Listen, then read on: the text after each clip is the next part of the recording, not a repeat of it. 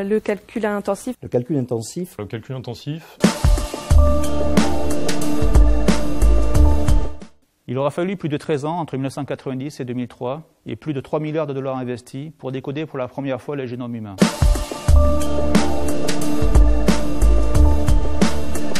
Aujourd'hui, grâce au progrès des séquenceurs, mais aussi des supercalculateurs, cette même opération se réalise en quelques jours et coûte moins de 1 000 $. Si l'on veut pouvoir relever les défis de demain, notamment dans des domaines urgents comme le réchauffement climatique, la lutte contre les cancers ou l'Alzheimer, mais aussi développer des produits innovants, sans oublier d'intégrer l'intelligence artificielle, il faut des moyens de calcul performants et il faut former les data scientists de demain qui sauront exploiter ces données. La France est dans le peloton de tête, elle ne doit absolument pas décrocher.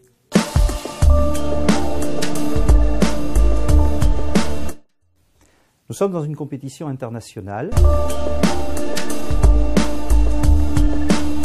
La France a créé GENSI pour rester compétitif, aussi bien dans le secteur scientifique que dans le secteur industriel.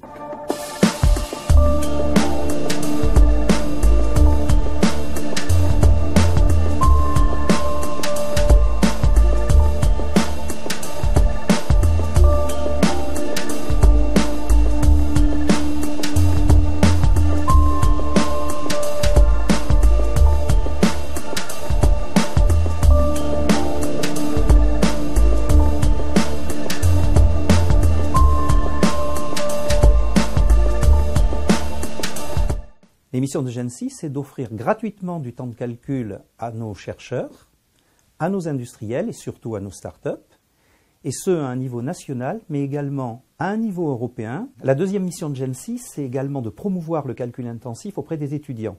Ces étudiants seront recrutés dans les métiers du futur, qu'on en appelle les data scientists ou B-scientists, qui sont des gens à double culture, qui utilisent les supercalculateurs dans leur programme de recherche. Un supercalculateur, c'est quoi?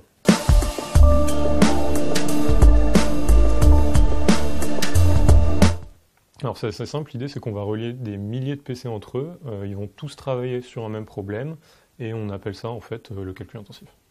Comment ça marche? Alors c'est assez simple, au final les chercheurs vont avoir accès aux machines, ils vont prendre leurs données qui sont chez eux, les injecter dans la machine, des modèles de simulation qui sont programmés par les labos ou par les centres de calcul vont brasser ces données et en sortie, on aura un résultat qui sera exploitable par les équipes de recherche. Qui l'utilise? Alors en fait, on a plusieurs types d'utilisateurs. On a de la biologie, de la chimie, de l'aéronautique, on peut avoir de la médecine, c'est vraiment extrêmement varié.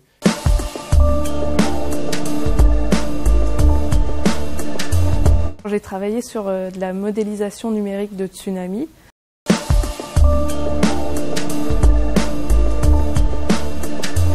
À la fois sur l'océan Indien et la mer Méditerranée. Le but, c'était d'essayer de voir quel serait l'impact d'un gros séisme et donc de la vague générée sur les côtes méditerranéennes.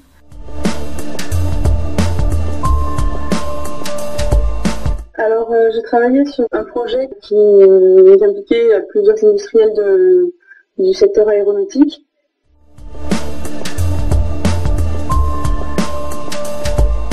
Et dont l'objectif était de contribuer à diminuer les émissions polluantes des moteurs d'avion. Concrètement, par la simulation numérique, de mieux comprendre la dynamique des équipements dans les moteurs d'avion